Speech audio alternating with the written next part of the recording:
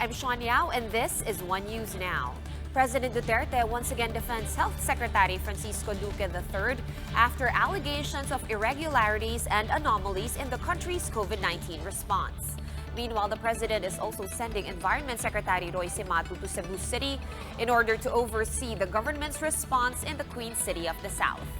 News 5's Maricel Halili is reporting to us live to discuss the details of last night's IATF meeting and presidential address. Maricel, some parts of the address were in Bisaya. What exactly were the main issues discussed last night? Sean, President Rodrigo Duterte orders Environment Secretary Cimatu to monitor and lead the COVID-19 response in Cebu. Cebu City is currently under enhanced community quarantine as it has now 4,000 COVID-19 cases. In his public address on Monday evening, President Duterte said that this is not the time to play a blame game now that the situation in Cebu is being a cause of concern. He said overconfidence and complacency are the reasons why the cases in Cebu continue to rise. The president did not name names, but for him, it seems that Cebu ignored the situation. Following the president's order, top officials of the Interagency Task Force, including Secretaries Cimatu and Galvez, will fly to Cebu today to personally check the situation. Meanwhile, President Duterte expressed his confidence on the interagency of the integrity of his appointed officials, including Health Secretary Francisco Duque. This after the Ombudsman initiated an investigation against the Health Department for the delayed procurement of PPEs and distribution of assistance to fallen healthcare workers, among other issues. Secretary Duque explained to the President that the DOH is not late in procuring PPEs for health workers.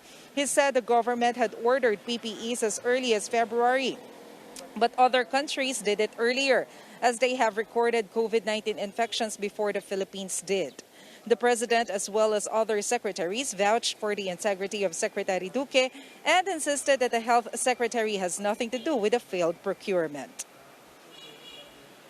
Sean, President Duterte also mentioned in his public address last night that the anti-terror bill is now being reviewed by his legal team. Sean? All right, thanks for that update, Maricel Halili. Meanwhile, here are other stories we are keeping our eyes on. The total number of COVID-19 infections worldwide has breached the 9 million mark.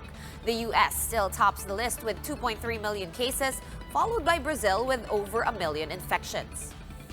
The National Security Council denies that it conducted surveillance activities on businessman Wilfredo Keng, as stated in an article published by Rappler back in 2012. National Security Advisor Hermenes Esperon insists the NSC does not conduct surveillance activities on suspected criminals. And Malacanang is firm on its decision to start classes on August 24, despite concerns that some areas are not ready for blended learning.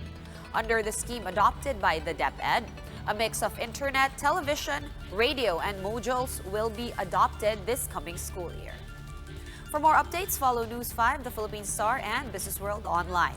Visit our website, onenews.ph, for more in-depth analysis. You can also catch One News on the Signal Play app. Register for a free account now at www.signalplay.com and stream One News live anytime, anywhere. I'm Sean Yao, and we are One News.